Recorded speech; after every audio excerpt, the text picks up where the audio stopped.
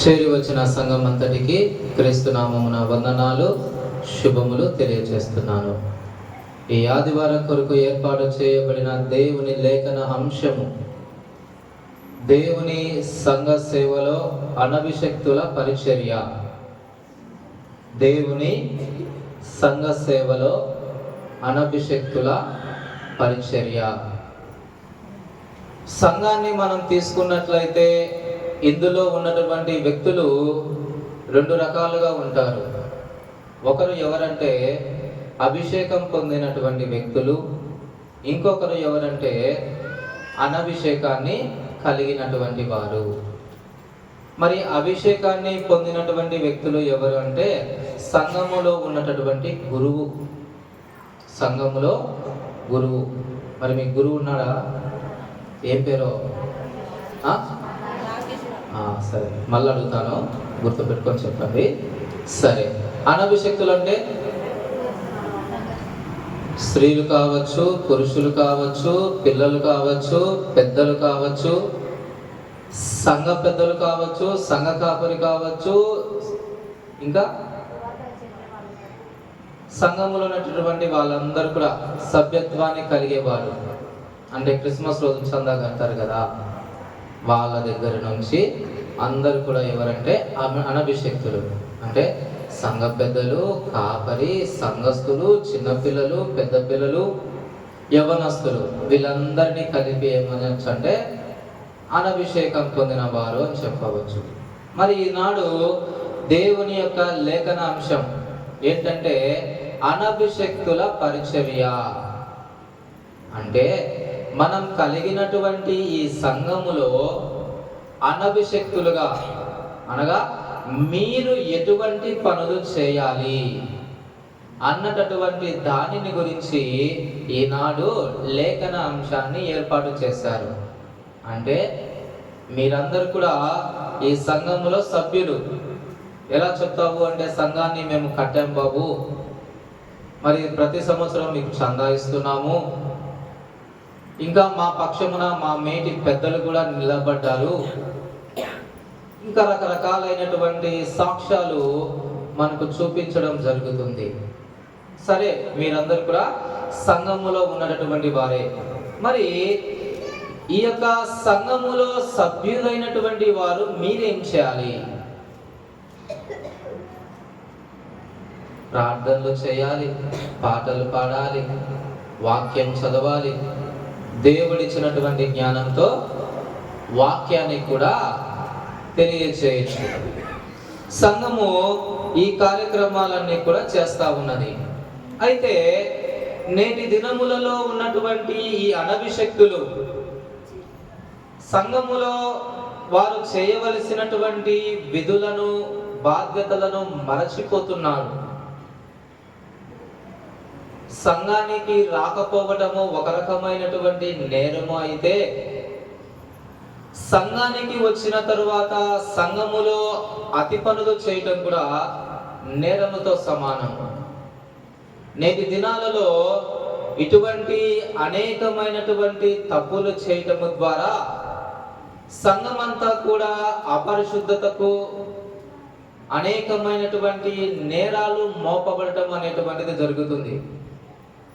మేం నేరం చేస్తే సంఘం ఎందుకు బాబు నిందిస్తారు అంటే, ఇక్కడ ఉన్నటువంటి వాళ్ళు ఎవరు అని అడిగితే వారు కృష్ణాపురం సంఘస్థులు, సిఎస్ఐ వాళ్ళు అంటారు.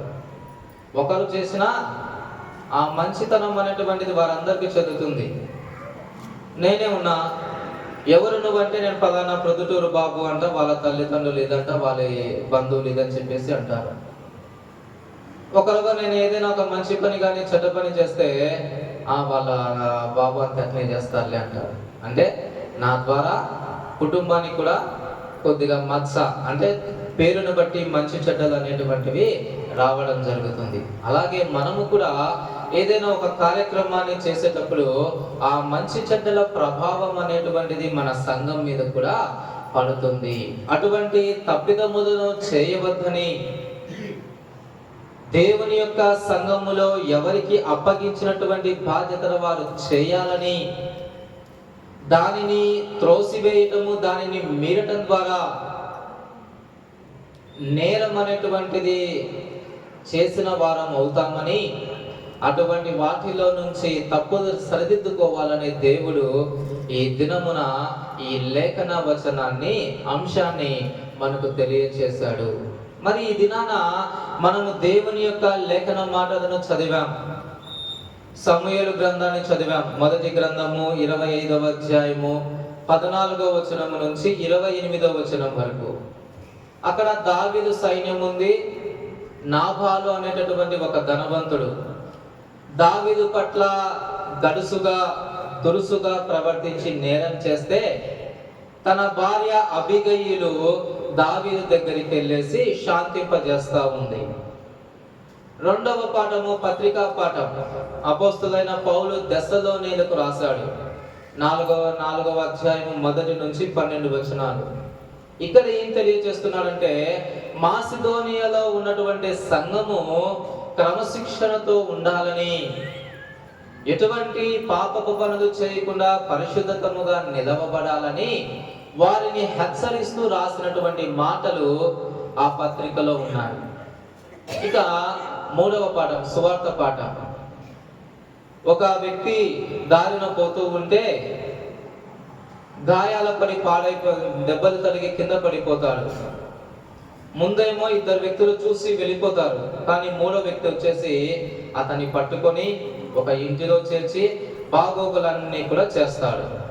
యేసుక్రీస్తు ప్రభుల వారు తెలియచేసినటువంటి సంఘటన ఆ సువార్త పాఠంలో ఉంది.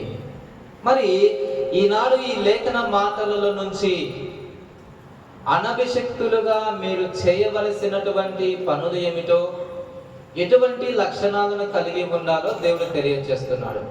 మరి లేఖన మాకంలోనికి వెళ్ళక ముందు ఒక చిన్న సంఘటన. నేను ఇల్లు మారుతా ఉన్నా. ఇల్లు మారడానికి ఒక 10 మంది వ్యక్తులు అవసరమయ్యారు. ఉదయాన్నే వెళ్ళేసి రోడ్డు పక్కన పని చేసే వాళ్ళు కనిపించింటే, అయ్యా ఇట్లా ఇల్లు మారుతున్నాను, సామాన్లు సర్దాలి, ఒక్కొక్కరికి ఒక 500 ఇస్తానయ్యా రండి అన్నాను. 3 వ్యక్తులు కనబడింటే ఆ 3 వ్యక్తులు తీసుకొని ఇంట్లో పనులన్నీ చేస్తా ఉన్నారు. వాళ్ళు 3 కాబట్టి పని ఏమో ఎక్కువగా ఉంది, నాకేమో ఈరోజు పని అయిపోవాలా ఎట్లా అని ఆలోచించి మళ్ళా మధ్యాహ్నం వెళ్ళేసి ఇంకొక 2 పట్టుకొని వచ్చిన. వాళ్ళకు కూడా మీకు 500 ఇస్తానయ్యా, వచ్చి ఈ పని చేయండి అన్నా. వాళ్ళు కూడా 3తో కలిపి మొత్తం 5 మంది అయ్యారు, చేస్తా ఉన్నారు. ఇంకా సాయంత్రం అవుతుంది, పని ఏమో ఇంకా కొద్దిగా ఉంది. ఇదైపోతే మళ్ళా రేపు వేరే వాళ్ళని పిలుచుకోవాలి కదా, ఎట్లా రా అని చెప్పేసి మళ్ళా వెళ్ళింటే మళ్ళా 3 కనపరిచినారు. వాళ్ళకు కూడా అదే పని చెప్పేసి తీసుకొని వచ్చిన. ఎట్లొకట చీకటి పడే లోపల పని అంతా అయిపోయింది. 8 మంది దగ్గరికి వచ్చినారు. మొదట 3 వచ్చినారు కదా, వాళ్ళకి 500 ఇస్తా అని చెప్పేసి 500 ఇచ్చిన. సంతోషంగా అట్లా నిలబడ్డారు. మరలా 2 వచ్చినారు, వాళ్ళకు కూడా 500 ఇచ్చిన. అది 3 చూశారు, ఇదేంటి మేము పొద్దున్న నుంచి పని చేస్తే మాకు 500 ఇచ్చినాడు, మధ్యాహ్నం నుంచి వచ్చిన వీళ్ళకు కూడా 500 ఇచ్చినాడు ఈ మనిషి అని చెప్పి సనుక్కుంటా ఉన్నారు. సరే అని చెప్పేసి మళ్ళా 3 వచ్చినారు. మొత్తం 8 మంది కదా, 5 మంది అయిపోయినారు, ఇంకా 3 ఉన్నారు. వాళ్ళకు కూడా 500 ఇచ్చేసిన. ఇంకా మొదట 3 వచ్చేసి నాతో గొడవ పడుతున్నారు. ఏందయ్యా వాళ్ళకు 500 ఇచ్చినావు, మాకు కూడా 500 ఇచ్చినావు, వాళ్ళ మహాన్ ఒక గంట కూడా పని చేయలేదే అన్నాడు. ఇంతకు నేను మంచోనే చెడ్డోన్నా? మంచోనే చెడ్డోన్నారా? మంచోన్నా. ఎట్లా మంచోనే చెప్పు? పొద్దుటి నుంచి సాయంత్రం వరకు కష్టపడి పని చేసినటువంటి 500 ఇచ్చిన, ఒక గంట పని చేసినటువంటి వానికి 500 ఇచ్చిన. ఎట్లా మంచోని నేను? మీకు బాగా చెప్పాలంటే, నీకు 10 చాక్లెట్ ఇచ్చిన, నీకు 1 చాక్లెట్ ఇచ్చిన, ఇప్పుడు మంచోనే చెడ్డోనే?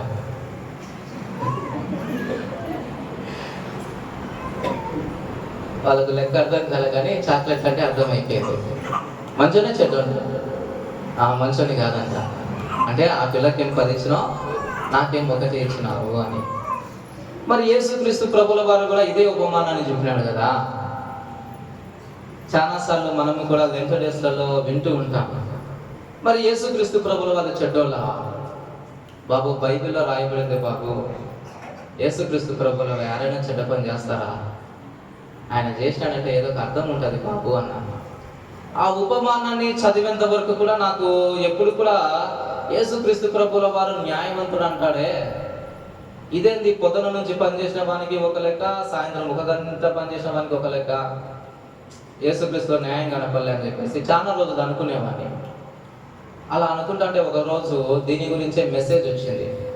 అప్పుడు ఆయన చెప్పాడు, నాయన ఉదయం నుంచి సాయంత్రం వరకు అక్కడ అనేక మంది పనివాళ్ళు ఉన్నారు. వాళ్ళు ఉదయం నుంచి పని చేస్తున్న మొదట వాళ్ళకి అవకాశం వచ్చింది, వాళ్ళు వెళ్ళి పని చేశారు. మధ్యాహ్నము అలాగే సాయంత్రం కూడా వాళ్ళు పని చేసేదానికి ఎదురు చూస్తూ ఉన్నారయ్యా. పని పాట లేక వాళ్ళు ఆడుకోవడంలా. వాళ్ళకి పని అనేటువంటిది ఉంటేనే ఆ రోజు వాళ్ళు తిండి తింటారు. ఆ పని అనేది లేకపోతే వాళ్ళు పస్తులు ఉంటారు. మరి క్రీస్తు ప్రభుల వారేమో వారి యొక్క అవస్థను గమనించి వారికి పని చేసేటటువంటి అవకాశం కోసం ఎదురు చూసే లక్షణాన్ని బట్టి వారికి ఉన్నటువంటి ఆ అక్కరను గుర్తించి ఆయన అందరికీ సమానంగా ఇచ్చాడయ్యా అని చెప్పాడు. ఇప్పుడు చెప్పండి, యేసుక్రీస్తు ప్రభువులు మంచి పని చేస్తారా చెడ్డ పని చేస్తారా? నేను చేసింది మంచి పనే చెడ్డ పనే? వీళ్ళేమో అంటున్నారు. సరే, దానిలో ఉన్నటువంటి భావం గ్రహించిన తర్వాత అది మంచి పనో చెడ్డ పనో మనకు అర్థమైపోయింది. అలాగే సంఘములో ఉన్నటువంటి వ్యక్తులు కూడా ఏం చేస్తున్నారంటే, బాబు ఇది సంఘమే కదా, మేము ప్రార్థన చేసుకోవడానికి, వాక్యాన్ని చదవటానికి, వాక్యాన్ని వినటానికి ఇది నిర్మించుకున్నాం కదా, మరి మేము ప్రార్థన చేసుకోవచ్చా అని అడుగుతారు. ప్రార్థన చేసుకోవచ్చు మా అంట. సరే అని చెప్పి ఒకడేమో ఉదయం వచ్చేసి వాక్యం చేసి ప్రార్థన చేశాడు. అట్లా ఉదయం 10 మంది కూర్చొని ప్రార్థన చేసుకొని వెళ్ళిపోయారు. మరలా మధ్యాహ్నం ఇంకొక 10 మంది వచ్చినారు. వాళ్ళు కూడా వాక్యం చేసి ప్రార్థన చేసుకొని వెళ్ళిపోయారు. సాయంత్రం నేను వచ్చిన, ఎవరు రాలేదు. ఏమయ్యా రాలేదు అంటే, బాబు ఉదయం 10 మంది వచ్చినారు బాబు, ప్రార్థన చేసుకొని వెళ్ళిపోయినారు. మధ్యాహ్నం కూడా కొంతమంది వచ్చినారు బాబు, వాళ్ళు ప్రార్థన చేసి వెళ్ళిపోయినారు. ఇప్పుడు మీరు వచ్చినారు బాబు అని. మరి నాకు డౌట్ వచ్చింది, సంఘం ఆరాధన ఎన్ని జరుగుతుంది? ప్రతి ఆదివారము 7 నుంచి 8:30 లేదా 9 వరకు జరుగుతుంది. ఇదే కదా. నేనేమో 6:50కి వచ్చి చూసాను, ఎవరు తెలుసులా, ఏమైనా టైం మిస్ అయిందిరా అనుకున్నాను. కరెక్ట్ టైంకి వచ్చిన. అడిగితే ఈ విషయం చెప్పినాను. ఇప్పుడు నేనేం చేయాలా? ప్రార్థన చేసుకోవడం మంచి పనే, పాటలు పాడటం మంచి పనే, దేవుని సన్నిధానంలో కూర్చోవడం కూడా మంచి పనే. కానీ కొందరేమో ఉదయాన్ని వచ్చారు, కొందరేమో మధ్యాహ్నం వచ్చారు, సాయంత్రం ఎవరు రాలేదు. ఇప్పుడు నేనేం చేయాలా? ఏకాలు నచ్చున్నాయా చెప్పండి బాబు. ఇది మంచి పనే కదా బాబు. మరి వాళ్ళకి అవసరం ఉన్నప్పుడు వచ్చారంటే ఇది మంచి పని కాదు. ఎలా మంచి పని కాదంటే, సంఘం అనేటువంటిది ఐక్యతతో కూడుకున్నటువంటిది, ఒక క్రమశిక్షణలో నడిచేటటువంటి పద్ధతిది. ఇప్పుడు ఆ గోడ అంత చక్కగా నిలబడిందంటే దానికి కారణం ఏంటంటే, ఒక క్రమ పద్ధతిలో రాయిని పేర్చారు కాబట్టి. అలా కాకుండా అది ఎలా పడితే అలా కడితే ఇంతవరకు నిలిచేది కాదు. దాంతో వేసింది మళ్ళా మట్టినే, సిమెంట్ కూడా కాదు. అంటే ఒక క్రమ పద్ధతిలో ఆ పనిని చేయడం ద్వారా గోడ అనేటువంటిది చక్కగా నిలబడింది. అలాగే సంఘస్థులమైనటువంటి మనం ఏం చేయాలంటే, ఒక క్రమాన్ని కలిగేటప్పుడు ఆ క్రమ పద్ధతిలోనే మనం నడవడం నేర్చుకోవాలి. మాకు ప్రార్థన వస్తుంది బాబు, సంఘాన్ని మేము కట్టాం బాబు, సంఘములో మేము ఇది అని చెప్పుకుంటే అది నిలవడానికి కాదు. అందులో ఐక్యత అనేటువంటిది ఉండదు. దేవుడు ఈ ఆదివారాన్ని మనకు ఏర్పాటు చేసింది సంఘమంతా కూడుకొని ఐక్యతంగా ఆరాధించడానికి. సంఘం అంటే అనేకమైనటువంటి కుటుంబాల సముదాయం. ఇందులో చిన్న పిల్లవారు మొదలుకొని పెద్దవారి వరకు కూడా భయభక్తులతో గడిపేటటువంటి ప్రదేశం. మనకు ప్రార్థన వస్తుందనో, వాక్యం చెప్పేది వస్తుందనో, లేదా మనకు కట్టామనో కాదు. దీనిలో మనం ఏం చేయాలంటే క్రమశిక్షణను, పరిశుద్ధతను కలిగి ఉండాలి. ఒకరోజు దావీదు గారు మందసాన్ని తన యొక్క అంతఃపుర, తన యొక్క సంస్థానాన్ని తీసుకువెళ్తూ ఉంటాడు. దారి మధ్యలో ఎడ్లు ఏం చేస్తాయంటే కాలు పెరిగి ఆ మందసం అనేటువంటిది పడిపోతూ ఉంటుంది. పడిపోతుంటే ఉత్సాహ వచ్చేసి పట్టుకుంటే అక్కడ దగ్గరే చనిపోతాడు. మరి మందసం కింద పడిపోతా ఉంటే పట్టుకోవడము మంచి పనే చెడ్డ పనే? మళ్ళీ ఎందుకు చనిపోయాడు?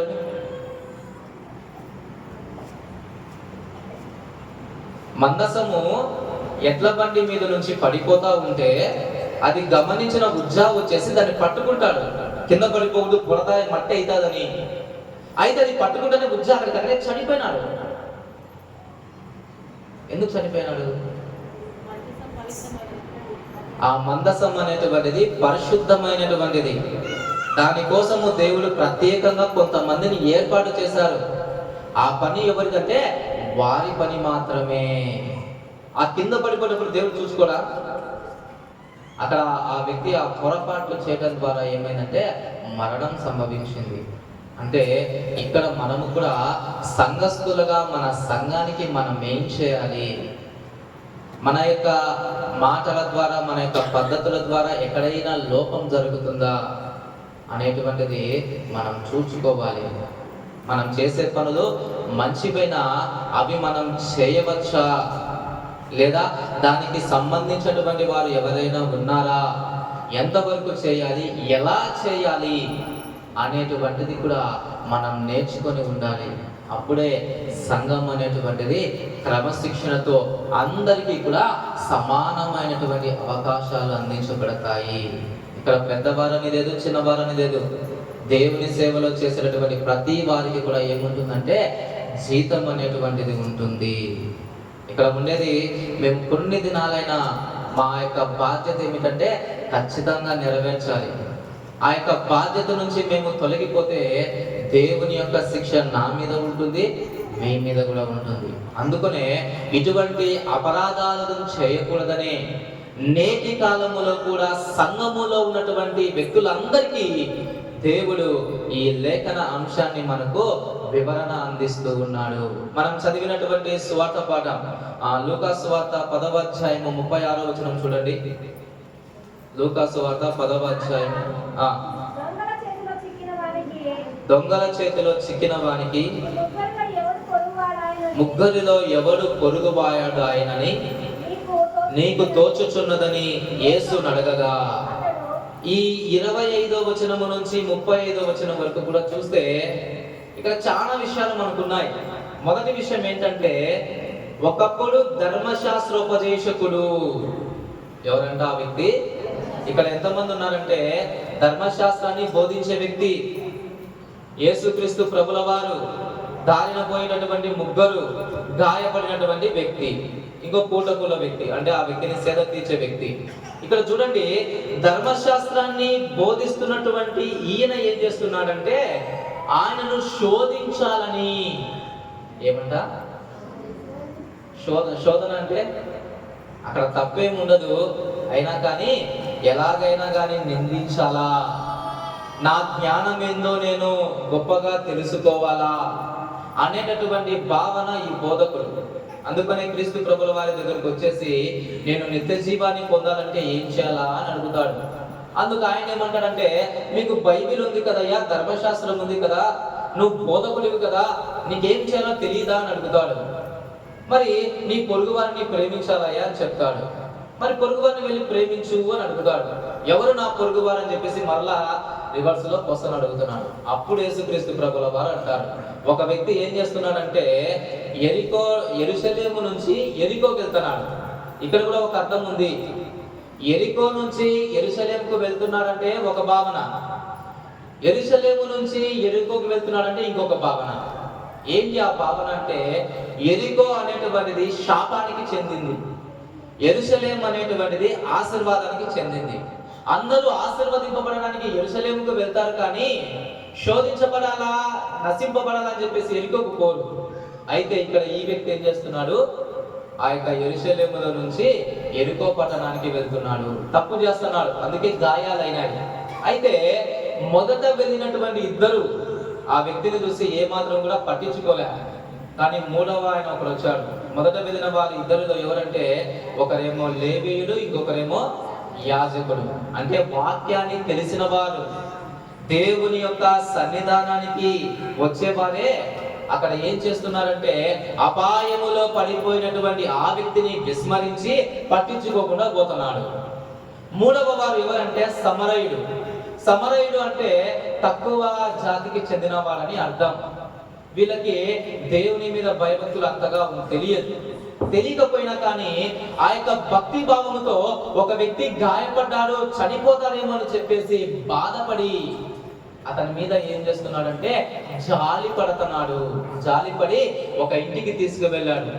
అక్కడ ఉన్నటువంటి ఆ పెద్దామకు డబ్బులు ఇచ్చేసి ఇతని బాగోగులన్నీ చూడండి, ఒకవేళ డబ్బు ఏమైనా మీరు అధికంగా పెడితే నేను మరలా ఈ త్రోవన వెళ్తాను, ఖచ్చితంగా మీకు ఇస్తానని చెప్పేసి ఆమెతో మాట్లాడి ఆమెను కుశలపరిచి వెళ్ళిపోయాడు. మరి ఈ ముగ్గురిలో ఎవరయ్యా పొరుగువారు అంటే అతనికి ఎవరైతే మేలు చేశారో వారినే పొరుగువారని చెప్పేసి చివరికి గ్రహించాడు. మరి ఈ లేఖన భాగములో మనం తెలుసుకోవాల్సినటువంటి విషయం ఏమిటంటే జాలి పడటం. ఎప్పుడైనా పడ్డామా? ఆయన వింటున్నారా? ఏం చెప్పా? మళ్ళీ ఎప్పుడైనా పడ్డారా? మీరు పడ్డారా? ఎక్కడ పడ్డారు? ఏంటి జాలి అంటే? ఏంటి జాలి అంటే? అంటే ఎదుటివారు ఏదైనా అక్కరలో ఉన్నప్పుడు వారి యొక్క దీనస్థితిని గమనించి మన దగ్గర ఉన్నటువంటి స్తోమతతో వారికి సహాయం చేయడం. మరి సంఘం ఎప్పుడైనా చేసామా? ఏది బాబు, పోయిన వారం వృద్ధుల దినోత్సవానికి పండ్లు ఇచ్చాము, నిన్న VBS జరుగుతా అంటే భోజనాలు పెట్టాము, ఇంకా ముందన్నీ కూడా చేశాం కదా, వంటలు చేసాం, వార్పులు చేసాం, కష్టపడ్డాం కదా బాబు అంటారు. నిజమే, జాలి పడ్డారు. అయితే మనము ఈ జాలి పడటంలో ఎప్పుడైనా కానీ మిస్ చేసామా? అవకాశం వచ్చినా దానిని పంచుకోలేదా అన్న విషయాన్ని మనము గ్రహించాలి. ఎదుటి వారి పట్ల మనం ఏం చేయాలా? జాలి పడటం అనేటువంటిది నేర్చుకోవాలని ఈ లేఖన విషయము మనకు చేస్తుంది. అలాగే ఏం చేయాలంటే మంచి కార్యాలు చేయడం మనము అలవర్చుకోవాలనే దేవుడు సెలవిస్తున్నాడు. ఇక రెండవది ఏమిటంటే కాపాడాలి.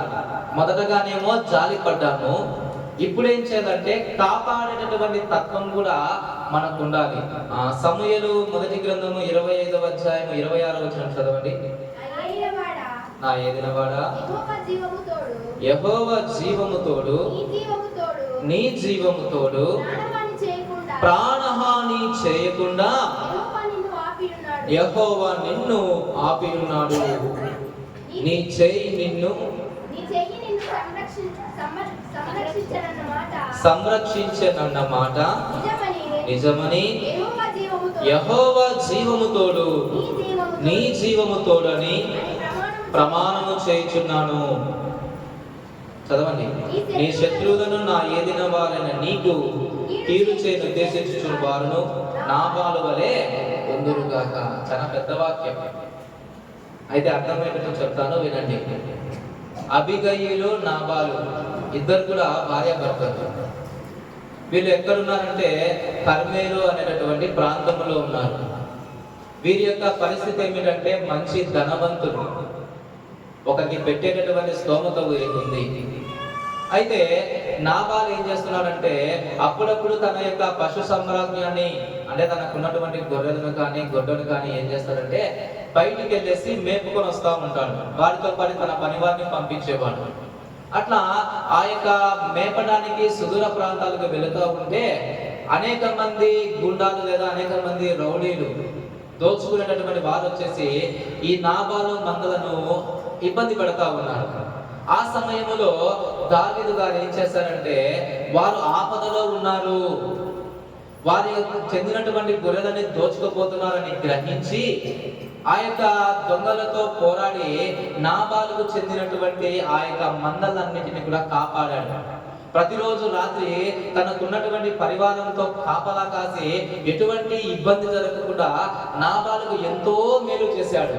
అయితే ఇప్పుడు దావీదు గారి యొక్క పరిస్థితి ఏమిటి అంటే, సౌలు గారి చేత తరమబడుతా ఉన్నాడు, ఇబ్బందుల్లో ఉన్నాడు. అరణ్యములో ఆహారం కోసం, ఆ సహాయం కోసం ఎదురు చూస్తున్నాడు. ఆ సమయంలో నాబాలుకి వెళ్ళేసి ఒక వార్త పంపాడు. నాబాలు, నా యొక్క పరివారానికి ఆహారం అవసరం అయ్యింది, దయచేసి కొద్దిగా సహాయం చేయమన్నాడు.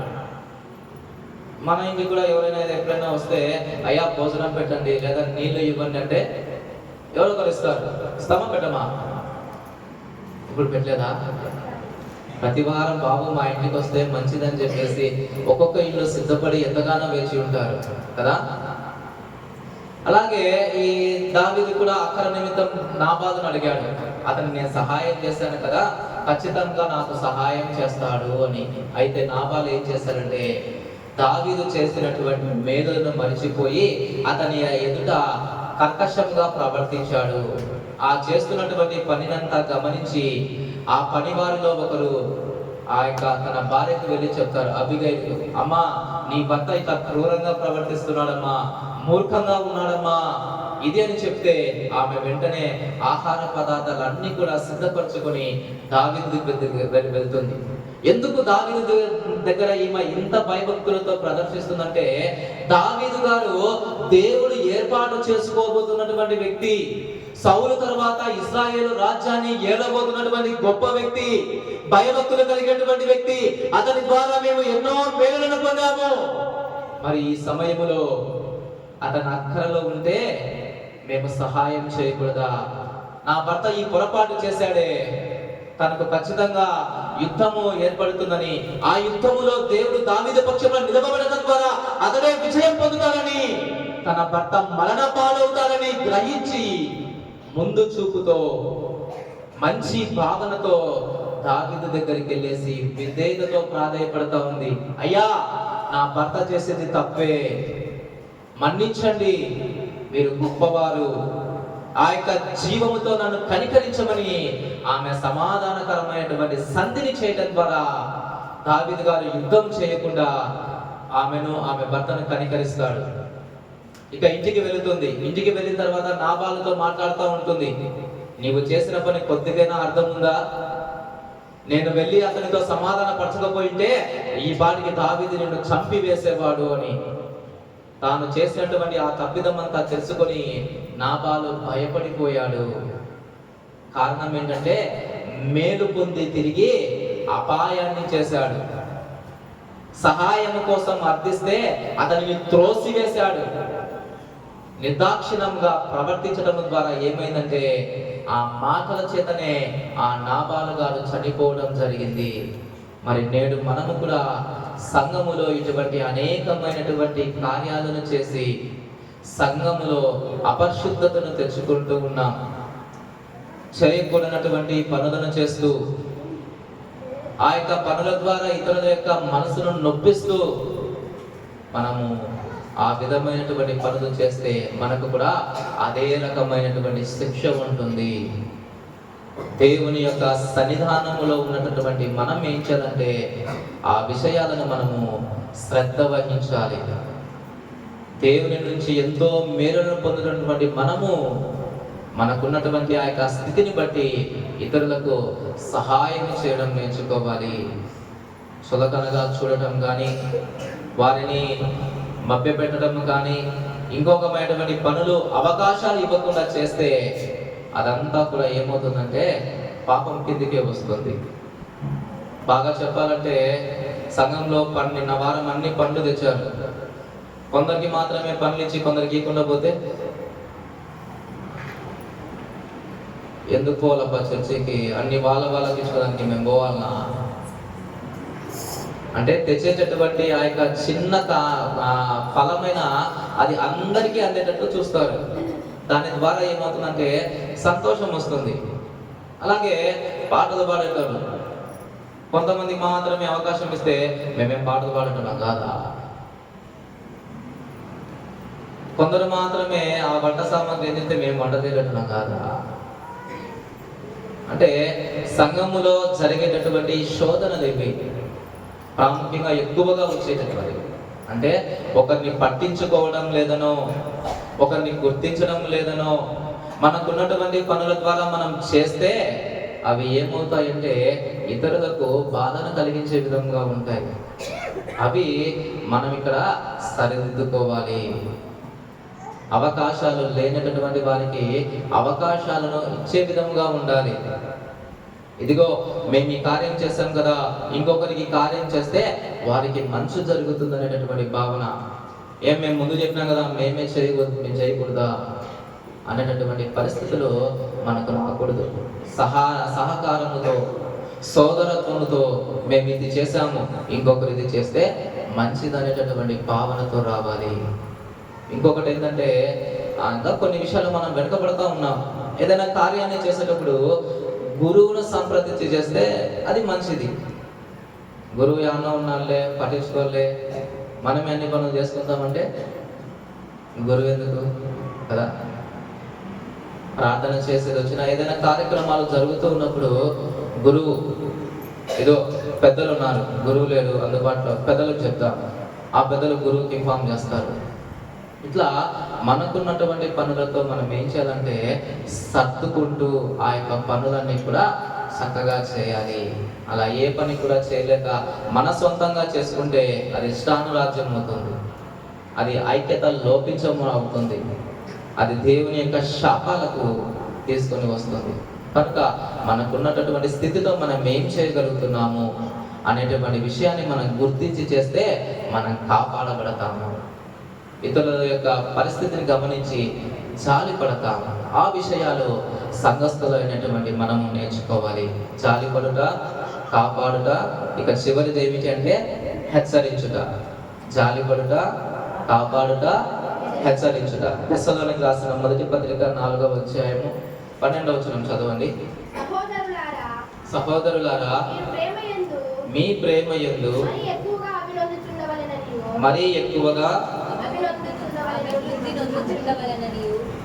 అభివృద్ధి నొందుచుండవలననియు సంగమునకు వెలుపటి వారి ఎడల మర్యాదగా నడుచుకొనుచు మీకేదియు కొదువ లేకున్నట్లు మేము మీకు ఆజ్ఞాపించిన ప్రకారము మీరు పరుల జోలికి పోక మీ సొంత కార్యములను జరుపుకుట యందును మీ చేతులతో పనిచేయుట యందును ఆశ కలిగి ఉండవలననియు మిమ్మును హెచ్చరించుచున్నాను. అనవసరమైనటువంటి విషయాలకు, వాగ్వాదాలకు ఇలాంటి పోకుండా మీరు కలిగినటువంటి ఆ విశ్వాసంతో నిలకడగా ఉండాలని, పరిశుద్ధంగా ఉండాలని దేవుడు ఈ దినమున ఈ వాక్యం ద్వారా హెచ్చరిస్తూ ఉన్నాడు. దేవుని బిడ్డలారా, మనకు అనుగ్రహించబడినటువంటి తలాంతులు దేవుని మహిమ తెచ్చే విధముగా ఉండాలని దేవుడు కోరుకుంటున్నాడు. అనభిషక్తులుగా సంఘములో మీ యొక్క పరిచర్య ఏమిటంటే సంఘాన్ని అభివృద్ధి పరచటము. అంటే సంఘములో ఈ యొక్క వాక్యాన్ని వింటున్నటువంటి మనము మన తరతరాలకు అభివృద్ధి పరచుచూ ఉండాల. దేవుడి ద్వారా పొందినటువంటి ఆ దీవెనలకు ఆ యొక్క మార్గాన్ని తెలిపే విధముగా ఉండాల. మనము నేర్చుకున్నటువంటి ప్రార్థనా విధానం, మనలో ఉన్నటువంటి మంచితనం, మన పెద్దలు ఏ విధముగా అయితే మనకు ఆ యొక్క ఆస్తిపాస్తులుగా అనుగ్రహించాడో అదే మంచితనాన్ని, అదే పరిశుద్ధతను నీ పిల్లలకు నేర్పించాలి. నీవు నేర్చుకున్నటువంటి ఆ ప్రార్థనా విధానాల చేత నీ బిడ్డలకు మేలు కలుగుతుంది, నీ బిడ్డలకు దీవెన కలుగుతుంది. ఈనాడు తల్లిదండ్రులు చర్చికి వస్తే పిల్లలు రాకుండా ఉన్నారు. కారణం ఏంటంటే ఆ యొక్క విధానంలో లోపించడం అనేటువంటిది మనం వెనుకబడి ఉన్నాము. ఆ లోపం అనేది ఉన్నది కాబట్టి వాళ్ళ సంఘానికి రాకుండా ఉన్నారు. సంఘములో అందరూ కూడా కలిసిగా పని చేస్తా ఉంటే కొందరు మాత్రం ఒక చోట కూర్చొని మాట్లాడుతూ ఉంటారు, అది మా పని కాదులే అని. అలాంటి వారికి తెలియజేయాలా, ఇదే మన సంఘంరా, ఇది మన పనిరా, మనమందరము చేయాలా అని. అలాగే ఏదైనా కార్యాన్ని చేస్తున్నప్పుడు ఎవరికి తెలపాలా, ఎలా చేసుకోవాలా, ఎవరు ఆ యొక్క పద్ధతిలో ఉన్నతంగా ఉంటున్నారు, ఎవరు ఆ పద్ధతిలో అతిథులుగా ఉంటున్నారు, ఎవరు కష్టపడాలి అనేటటువంటి విషయాన్ని కూడా మనము నేర్చుకోవలసినటువంటి వారంగా ఉన్నాం. మరి సంఘంలో మరి గత దినాలలో ఎన్ని పొరపాట్లైనా చేసి ఉండవచ్చు. దేవుడి దినమున తన సందేశాన్ని అనుగ్రహిస్తూ మన తప్పులను సరిదిద్దుకోమని అవకాశాన్ని ఇస్తున్నాడు. నీవు జాలి పడేటటువంటి లక్షణాన్ని కలిగి ఉండాలి. ఆ జాలి పడటం చేత అతను సమరయుడైనప్పటికీ, జాతి తక్కువ వాడైనప్పటికీ, అతనికి దేవుని యొక్క భయభక్తులు అంతగా తెలియకపోయినప్పటికీ అతను ఆ వ్యక్తికి మంచి చేయటం ద్వారా దేవుడు మెచ్చుకోగలిగినాడు. నీవు కూడా అటువంటి మంచి పనులు చేస్తే దేవుడు తప్పకుండా మెచ్చుకుంటాడు. రెండవదిగా, మనము దేవుని చేత ఎన్నో రకములైనటువంటి మేలులు పొందాము. ఆ మేలులు పొందినటువంటి మనము కృతజ్ఞతతో ఇతరులకు సహాయం చేసేటటువంటి స్థితితో ఉండాలి. నామాలు వలె మనము ధిక్కరించి అనేకమైనటువంటి పనులు చేస్తే ఆ యొక్క మాటల ప్రభావం అనేటువంటిది మరణానికి దారి తీస్తుంది. అటువంటి శోధనలోనికి పోకుండా దేవుని ఎడల అబీగయీలు ఏ విధముగా అయితే సమాధానపరచబడిందో, ఏ విధముగా అయితే వారి యొక్క అక్కరను గుర్తించి ఆ యొక్క కొదువను తీర్చిందో, అలాగే నీవు సహాయం నేర్చుకోవాలి, విధేయత కలిగి ఉండాలి, సమాధానాన్ని కోరుతూ నీవు పాటుపడాలని దేవుడు తెలియజేస్తున్నాడు. ఇక చివరిదిగా ఏంటంటే హెచ్చరించటము. నీవు వస్తున్నటువంటి సంఘానికి నీవు మేలు చేసే విధముగా, భయభక్తులతో ఉండే విధముగా, దేవుని ఎడల విధేయతతో ఉండే విధముగా చూసుకోవాలి. అక్కడ ఎక్కడైనా పొరపాటు పడి ఉంటే వాటిని సరిదిద్దుకో. అప్పుడు దేవుడు ఆ యొక్క హెచ్చరికతో నిన్ను పరిశుద్ధపరుస్తాడు, తన దీవెన అనుగ్రహిస్తాడు. అటువంటి కృపా దీవెన దేవుడు మీ అందరికి అనుగ్రహించునుగాక. ఆమేన్. ప్రార్థించుదము. దయగలిగినటువంటి గొప్ప దేవ, వందనాల స్తుతులు నాయనా. విన్న ఈ వాక్యాన్ని మా హృదయంలో పదిలపరచండియా. మరి సంఘములో ఉన్నటువంటి అనభిషక్తులుగా ఉన్నటువంటి వీరు, వారు మంచి కార్యాలు చేయడానికి ప్రతి విధముగానైనా అక్కడ నీ